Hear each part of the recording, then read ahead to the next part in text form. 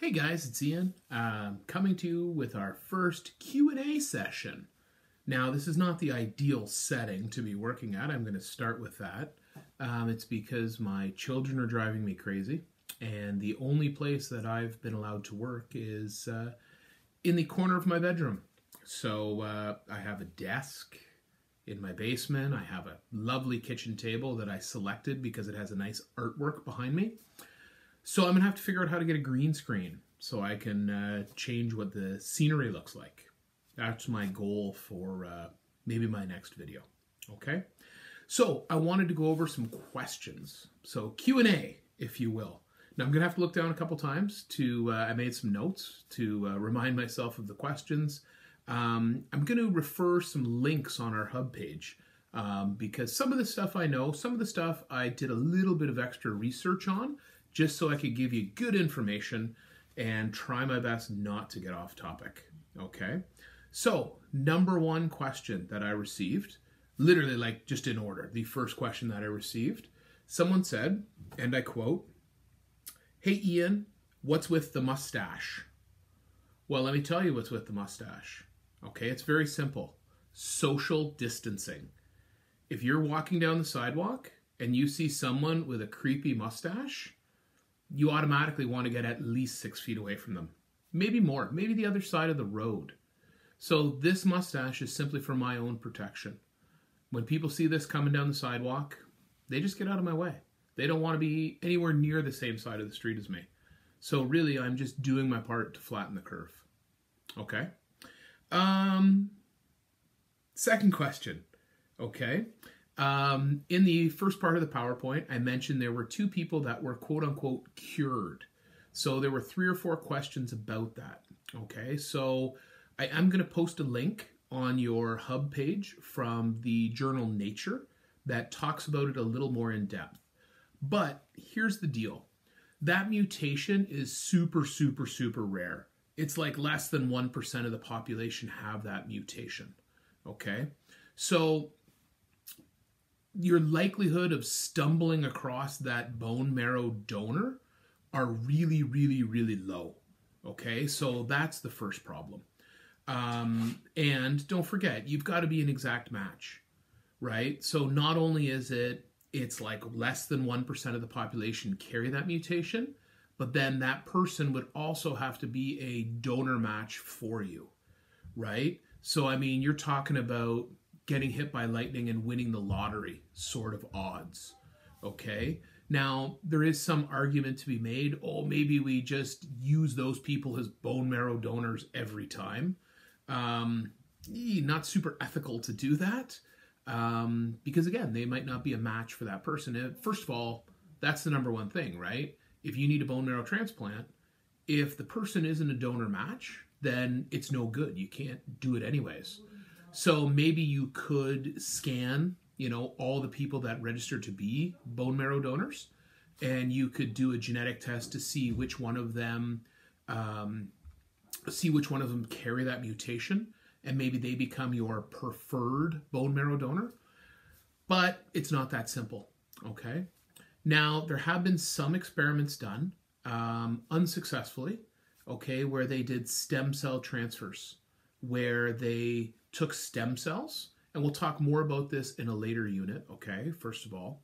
But if you took 4U biology, you'll know a little bit about this, okay? And again, I will post an article on this to try to help you out, okay? But there was an experiment done where they took stem cells, and they used this technique called CRISPR, okay? And it's this gene-modifying technique. And what they did is they went in and they modified that CCR5 gene so that the stem cells that they put into the person basically had that mutation. Now remember how a stem cell works, right? Stem cells you put in and they get influenced to become whatever type of cell they're around. Simply stating it, okay? So if you take these mutated stem cells, put them into your body, where your bone marrow is, they're going to become bone marrow cells, but they're going to carry that mutation, right? So every time they make a blood cell, they're going to have that mutation in it. The only problem is that it wasn't successful because, one, not all the stem cells work, right? So they put in a whole bunch. Not every one works. And then what happens is you still have lots of other bone marrow in there. And so the number of stem cells they can put in that actually turn into bone marrow are still way, way, way lower than the number of regular bone marrow cells that you have in there. Now, those are stem cells in there as well that are making the different types of blood cells. So what ends up happening is the people have some of these mutated cells in their body, some white cells, but the majority of their cells are still kind of those cells that are susceptible to the HIV, right? So so far that hasn't worked. Okay. Now, interesting. Okay. There was a doctor in China. He's in jail now, right? I think he got sentenced in December for like 3 years and he got a big fine. He used CRISPR and he genetically modified unborn babies, right? So he genetically modified embryos. And what he did is the parents of these kids, the dad is HIV positive. And so what he did was he modified the gene, right, the CCR5 gene, to make those kids resistant to HIV. So in other words, they would be HIV resistant, okay? Huge outcry, huge controversy. Like there's kind of this international accord saying that we're not going to do that. We're not going to genetically alter babies, okay? Now, we'll talk about that more in our cloning unit, okay? Well, it's not a whole unit on cloning, but you know me, I get a little carried away with stuff I'm interested in. But huge controversy, right? Because if you allow that, then you're going to get the people, you know, because you might say to yourself, Ian, that's not a bad thing. That's good, right? Like you're going to genetically alter them to not get AIDS. But what if someone comes in and says, hey, you know what I want, Ian? I want my kid to look like Scarlett Johansson, blonde, blue-eyed. And then all of a sudden, everyone wants blonde and blue-eyed, right? And then everyone wants to look like Matthew McConaughey. Well, what happens to everyone else? What happens to all the other schlubs like Ian, right? Like, I'm all of a sudden going to be yesterday's news, right? So we worry about this genetic modification because you always worry about people that are, well, let's be honest, wealthy, can afford. Would you get this like class system, right? Where you have the rich basically selecting all the best traits, right? I want the smartest kid. I want blonde hair. I want blue eyes. I want light skin. I want 6'4". I want athletic. I want all these things. Not really fair in society, right? So there's kind of this agreement internationally that we're not going to do that. This doctor just did it on his own at a university, right? So he's been suspended. And like I said, he's in jail now. But as of right now, those kids are technically resistant to HIV.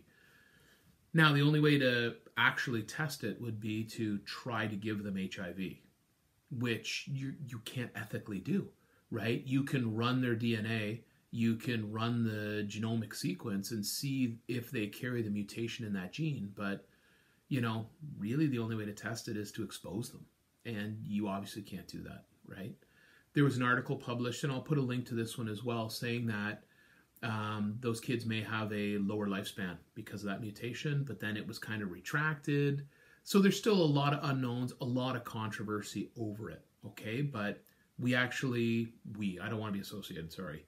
A person, a doctor in China used the CRISPR on an embryo to make the two kids resistant to HIV, right? So I don't see how we ethically do that unless you start breeding that into society from birth. So far, anything we have can't work, right? The stem cell transfers won't work because you can't replace everyone's stem cells, okay? A couple of people asked, why isn't there a cure? Okay, quite simply, well, because it affects your immune system, right? We can't make a drug that attacks your immune system because then your immune system's useless for everything else, okay? And that, by the way, again, another follow-up question a couple of people asked, are cancers people get when they're HIV positive more deadly? It's not necessarily that they're more deadly. It's that people don't have any immune system at that point. Their immune system is so weakened that they can't fight off the cancer, right? And that's a big part of the problem is they get these, remember there's 26 opportunistic infections that these people can get, right? And that's the definition of HIV, or sorry, of AIDS rather, moving from HIV to AIDS. So it's not that they're necessarily more deadly. It's just your body has no mechanism to fight and you're really limited as far as your treatments go, right? Cancer treatment is really, really, really hard on people. Okay, and if you ever have known anyone to go through cancer treatment, it's not easy, right? It's a fight. And they say, they're fighting cancer. They're literally fighting. It really, really, really is a battle people have to go through. So if you're already weakened, any of those infections that's what the people die of because their body can't fight it off anymore, right? So they get to a point where they just can't fight. And unfortunately, that's what happens, okay? And, rare cancers do tend to be deadly as well. But like I said, the big part of it is that, you just don't have the ability to fight that disease off, okay? Got to look down here. There was another question. Why is HIV still more frequent in the gay male community? Okay, quite simply is because, more unprotected sex, right? I know, listen, we're all 17, 18 years old in here, except for me, I'm older. And Aiden, he's like 20, I think. But really, people use protection, condoms, for sex, for two reasons. One, they don't want to catch a disease, but two, you don't want to get someone pregnant, okay? And so if you just remove that, there's zero possibility of someone becoming pregnant, then all of a sudden maybe using a condom isn't as important, right? There are a lot of people who are probably more afraid of making someone pregnant than they are of getting a disease. So once you remove that, two men obviously are never going to have a baby, then it becomes more and more cases of unprotected sex. And when men, not people here, we're talking about men, when men have sex, anal sex, right, the rectum isn't really designed. It's not designed the same way as a vagina is, right? And so you often get these micro tears in the rectum during anal sex. And there you have your semen to blood contact, right? So if the one man is HIV positive, they're having relations, right? These micro tears occur. There's where you can have your transfer of HIV. Okay, so even today, it's still, like we saw in that chart, the most common way people are still getting HIV. However, heterosexual is higher than ever, right? We can still get it between a man and a woman. But that's the main reason why it's so high, okay? Just how your bodies have evolved. Pretty simple, okay? Sorry again to look down. Yes, HIV positive people can live nowadays a very healthy, long, productive life. And it's all because of the antiretroviral drugs. Remember, you can't cure HIV, but those antiretroviral drugs stop you from basically getting any worse. So the HIV is still in some of your white cells, but the antiretrovirals prevent the HIV from replicating, stops it from replicating, right? So replication can't happen, which means, well, it's not spreading around your body. Your viral load, as they call it, never increases. It always stays relatively low. Okay, so now there are people living, like we said, a really long time because the HIV isn't progressing. They still have an immune system, right? If they get tested, they're going to test positive, but their viral load is never going to be so high that it develops into AIDS, okay? Now, that's not to say that people are going to live as long as someone without HIV. Eventually, as you get older, probably your body won't be able to keep fighting it off. It'll start spreading. But you know, for right now, you know, as long as these drugs have been around, people are living longer and longer, totally productive. They can, you know, doctor, lawyer, nurse, whatever, right? They can do whatever. So it's not as big of a deal as it used to be. Remember, super expensive, but can live long, productive lives, okay? Someone asked about, will there ever be an end to AIDS, HIV? Unless we come up with a vaccine, right? Or that would be the only way. It's hard, right? For the reasons we've said. Just because you've got to find something that attacks your immune system but doesn't attack your immune system. It's kind of almost like jumbo shrimp, almost like an oxymoron, right? So it's really tough to fight it off, okay? The best way to fight it off is, well, knowledge, right? Use protection when you're having sex, whether it's heterosexual or homosexual sex, right? Doesn't matter. Use protection. Hopefully none of us are drug addicts. I'm pretty sure none of us are, but make sure there's things like needle exchange programs. We'll talk about that in our public health unit, and the importance of needle exchange programs to make sure that people that are addicted don't spread it, right? Because don't kid yourself, addiction's a disease. If you know anyone who is addicted to drugs, and hopefully you don't, okay? I do. Someone in my family, right, has addiction issues. And it's a sickness. And it's not, go quit. It's not that easy, right? It's not that easy at all. Okay, so really knowledge is the key, right? And not being afraid to talk about things, right? Not being afraid to say, yeah, people need to wear condoms, and not sticking your head in the sand and saying, oh, just don't do anything. Well, it's not realistic, right? Because people are going to do things. People are going to experiment with drugs. People are going to have sex. People are going to do these things. And, you can't just ignore it. You have to educate. And it doesn't matter if you're against everything in the world. Great. But you're still part of this world, and we have to educate people. And that's the most important thing. And make sure that people know there's, this disease is out there. It's always out there. It's in huge numbers. Don't trust anybody, hey, I'm at the club. Yeah, I'm cool, right? Like, I have no diseases. By the way, lots more other diseases you can catch, which are equally not as good, right? But knowledge is the key. That's really, I think, right now, how you cut numbers down is just knowledge and information, okay? Last question about childbirth, okay?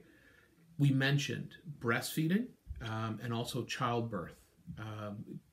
When a mother is pregnant, if she's HIV positive, okay, HIV can transfer from the mom through the placenta into the baby, okay? Does not happen every time, okay? I read an article to find a number. I'll post it on your hub page. It was about 25%, they said. However, if a mom knows she's HIV positive, okay, and she's on antiretroviral drugs, pretty good chance the baby will be born without HIV, okay? Everything I've read, because I had to look that up a little bit, everything I read said that basically, it's, nothing's 100% safe, right? Nothing works 100% of the time, but HIV positive women can have kids as long as they maintain their antiretroviral drug routine, okay? And that goes for when they're breastfeeding as well, okay? Now, however, I'm going to make an assumption that if an HIV positive woman has a baby, you may want to bottle feed, right? Why would you even take the chance? However, everything I read said that as long as they continue to take the antiretroviral drugs, the likelihood of it being passed in breast milk goes down considerably as well. Way, way, way, way down, okay? Most HIV positive women actually have a C-section, right? Don't forget, childbirth, traumatic, right? Boys, remember I told you, just you be supportive and you just apologize the whole time, right? I'm sorry, because you just trust me on this one, okay? You just trust me, okay? Childbirth can be traumatic, right? There's a lot of time. There's tearing. Sometimes they have to do what's known as an episiotomy, where they have to make incisions.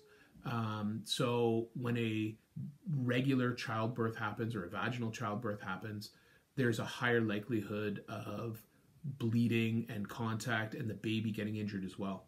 So during a scheduled cesarean section, right?